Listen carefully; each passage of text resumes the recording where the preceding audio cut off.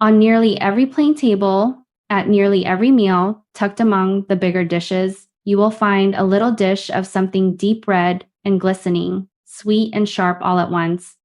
And it is one of the small things that makes plain food what it is. Pickled beets, and often floating in that same red juice, pink stained eggs, the pickled red beet eggs that are a wonder to anyone who has never seen them.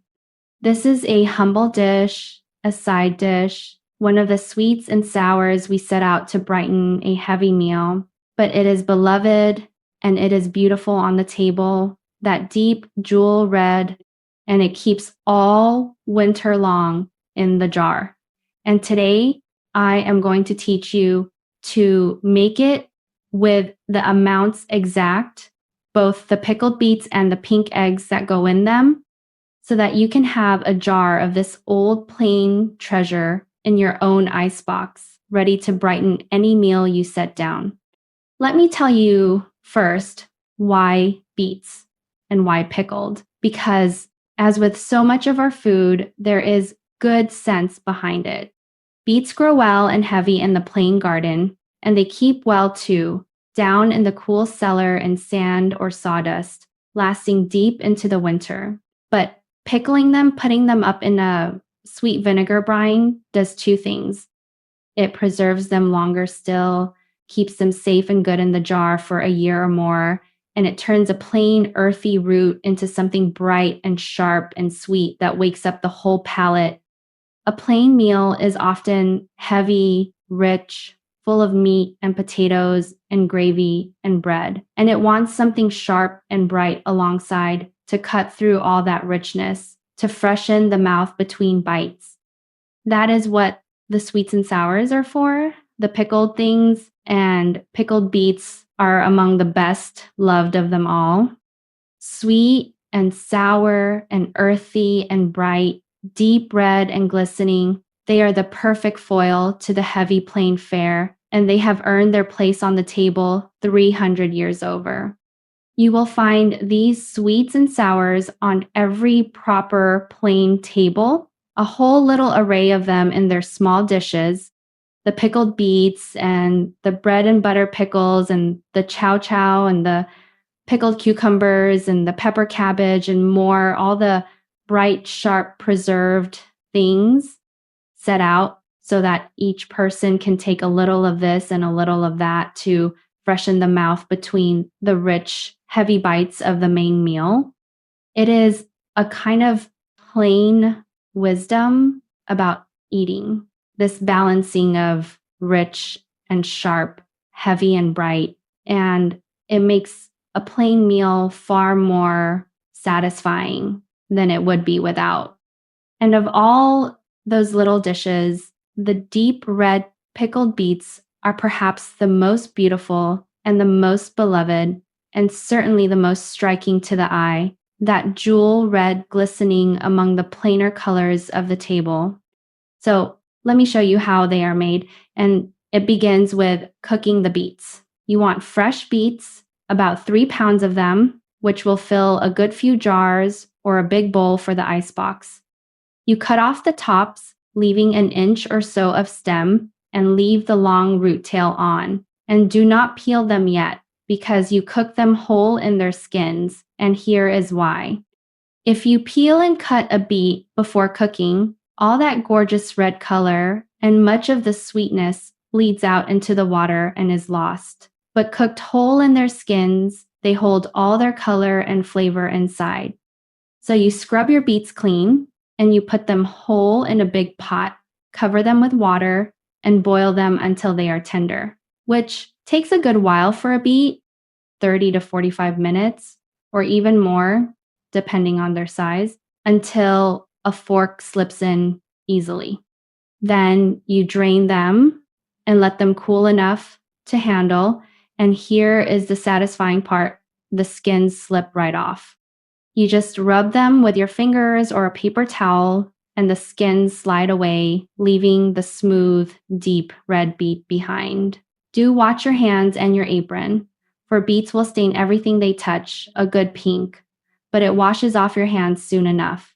Slip off all the skins, trim the tops and tails, and then slice your beets or cut them in chunks or leave the small ones whole as you like.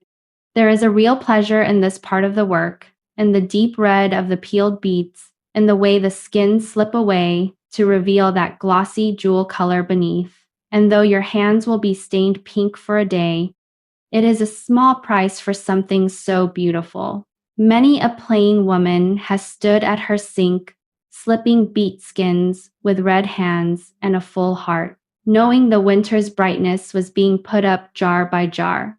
Now, the brine, the sweet, sour, pickling liquid that makes them what they are, in a saucepan, you combine to the 2 cups of vinegar, you add 1 cup of water and 1.5 cups of sugar.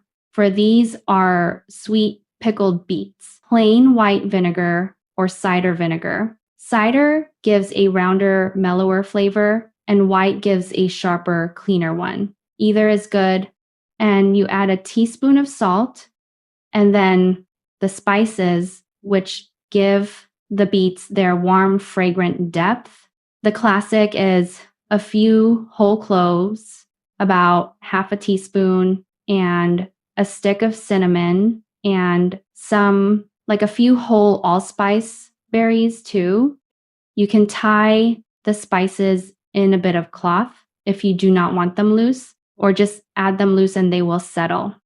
You bring that brine to a boil, stirring until the sugar is fully dissolved, and then let it simmer a few minutes to draw out the spice flavor. And let me stop here for just a moment because I want to ask something of you.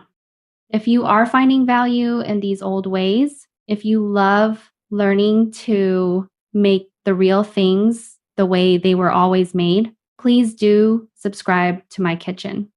I share these recipes every few days, and subscribing means you will be here for the next one. And it means more to me than I can say to have you at my table. It costs you nothing, just a moment, and it helps this old kitchen keep going. Now, back to our beets. For now, we bring the beets and the brine together. You put your cooked, peeled, sliced beets into the hot brine right in the saucepan, and you let them simmer together gently for a few minutes, 5 or 10. So the beets drink up the sweet, sour, spiced brine and take on all that flavor. And then if you are keeping them in the icebox, which is the simplest way, you simply pack the beets into clean jars, pour the hot brine over them to cover, let them cool, put on the lids, and set them in the icebox. They will be good and flavorful after a day, better after a few days, and they keep in the icebox for many weeks, even a month or 2. This is the easy way, the refrigerator way, and it is how many families make them for eating soon. If you want to put them up on the shelf for the long winter, you would process the fill jars in a boiling water bath about 30 minutes for pints, sealing them the way I showed you with the tomatoes, and then they keep a year or more in the cellar. But for most of you, the icebox way is simplest and surest and gives you beautiful pickled beets to enjoy for weeks.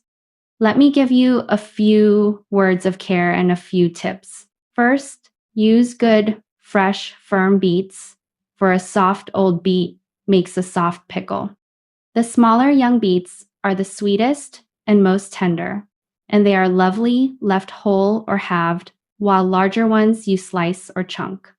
Second, mind your staining. For beets, will color your hands and your board and your apron and your countertop a good pink. So work on a surface you do not mind, and know that the pink on your hands washes away in a day. Some plain women wore an old apron just for beet day.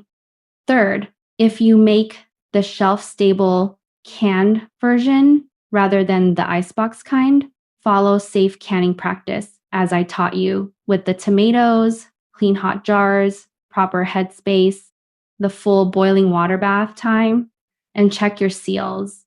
For pickled beets are acid enough to be safe in a water bath, but only if done properly. And a note on the eggs, an important one. The pickled eggs must be kept in the icebox, always, not on the shelf, for eggs are a low acid food and are not safe to can or to keep at room temperature in the brine. Keep your beet eggs cold, submerged in the brine, and eat them within a week or two, and they will be safe and delicious. Never keep pickled eggs out at room temperature for long. That is the one caution to remember with the pink eggs, and it is an important one, so I say it plainly. Now let me tell you about the eggs, the pickled red beet eggs, for they are the crowning glory of this dish and a wonder to behold. You take hard-boiled eggs, peeled, as many as will fit in your jar, 6 or 8 or a dozen, and you simply slip them right into the jar with the beets and the red brine. So they are submerged in that deep red liquid, and you leave them in the icebox, and the magic happens slowly. The red beet juice soaks into the egg whites, staining them a beautiful deep pink, deeper the longer they sit. After a day, the outsides are pink. After several days, if you slice one open, the pink has soaked well in toward the yolk, leaving a ring of white and pink around the gold center, and it is one of the prettiest things you will ever see on a plate. And they taste wonderful. The egg gone sweet and sharp and earthy from the brine, firm and flavorful. These pickled red beet eggs are a beloved plain treat set out at gatherings and picnics and on the everyday table, and everyone loves them, and children are always amazed by the pink eggs. They are especially loved at the plain picnics and the church lunches and the family reunions of the summer, where a great jar of them, the eggs gone deep, rosy pink, is always among the most popular things on the table, disappearing fast into eager hands, young and old alike, for no one is too grown to love a pretty pink pickled egg. Give them at least 2 or 3 days in the brine for a good color and flavor, and they keep a week or two in the icebox submerged in the brine. And there are a few nice ways to vary and to use this dish once you have the way of it. You can add a sliced onion to the jar along with the beets and the onion pickles too. Sweet and sharp and is lovely eaten alongside. Some like a bit more sugar for a sweeter beet, some less for a sharper one, and you will find your own balance over time. So taste your brine and adjust it to your liking. The pickled beets are eaten just as they are, cold from the jar, as a side dish, but they are good chopped into a salad too. And the beautiful red brine, when the beets are gone, is not wasted, for you can boil a fresh batch of eggs and slip them in to make more pink eggs, or use the brine to start your next batch of beets. Nothing wasted, as always. And the pickled eggs, sliced, make a beautiful garnish on a plate of other food, that ring of pink and gold, or halved and set out on a relish tray at a gathering, where they always draw the eye and the hand. It is a versatile little dish for all its humbleness. Let me tell you what this little dish meant on our table. Pickled beets and red beet eggs were always there, it seemed, a jar in the icebox or the cellar, ready to be set out at any meal. They were on the everyday table to brighten a plain supper, and they were on the Sunday table, and they were at every gathering, every picnic, every funeral and wedding, in their little dishes down the length of the long tables. That deep red was part of the very look of a plain meal, the bright jewel color among the browns and whites of the meat and potatoes and bread. And the eggs Oh, the eggs were a special treat, and at Easter, especially when there were eggs aplenty, the pink pickled eggs would appear, and we children thought them the most marvelous thing. I remember Easter mornings with the pink eggs on the table and how we marveled that an egg could turn such a color and how good they tasted and how we always wanted more than we were allowed.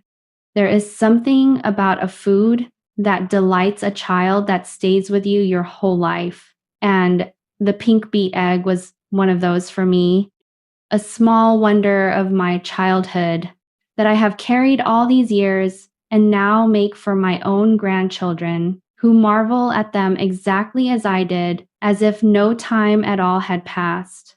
My grandmother always had a jar going. It was one of those constant small presences in her kitchen, the jar of red beets and pink eggs in the cool, ready to grace any table at a moment's notice. When unexpected company came, out came the beets and eggs among the other things, and the plain hospitality was served.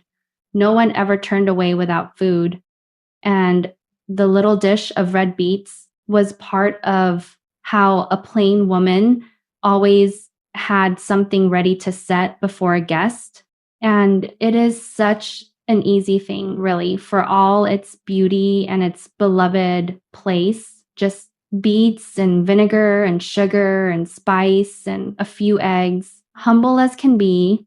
And yet it brightened 10,000 meals and delighted generations of children and earned its permanent place on the plain table. So this week, make a jar of pickled beets and slip a few hard-boiled eggs in to turn pink, and set them in your icebox, and then bring them out to brighten your meals all week long. They are simple, they are beautiful, they keep a good long while, and they add something to a plain heavy meal that nothing else quite can. That bright, sweet, sharp note that wakes up the whole plate. If you have never had a beet, but the sad canned kind, I promise you a fresh beet, cooked whole and pickled sweet with cinnamon and clove is a different thing entirely. Deep and earthy and sweet and lovely. And it may just change your mind about beets forever. And they are so good for you. Besides, though we never thought about that in the old days, we only knew they were beautiful and delicious and kept well, which was reason enough. And if you have children, show them the pink eggs, slice one open to reveal the ring of pink and white and gold inside, and watch their amazement. The same amazement plain children have felt over these pretty pink eggs for as long as anyone can remember. It is one of the small delights of the plain kitchen, and now it can be one of yours. If you would like this recipe written out with all its amounts and every other recipe I know, all the sweets and sours and the pickles and the old dishes my grandmother taught me, they are gathered together in my kitchen field book, waiting for you just below this video. 100 recipes from Lancaster County, going all the way back to 1720, written down the way I would tell them to you if you were sitting right here at my table. And if you are new to my kitchen and you have not yet done it, please do subscribe and come and sit with me a while, for I share these old ways every few days. The food that has brightened plain tables for 200 years and more. And I would be so glad to have you back for the next one. There is always room here for one more. Until next time, God bless your hands, God bless your kitchen, and God bless every soul who gathers at your table. Now go and put up some beets.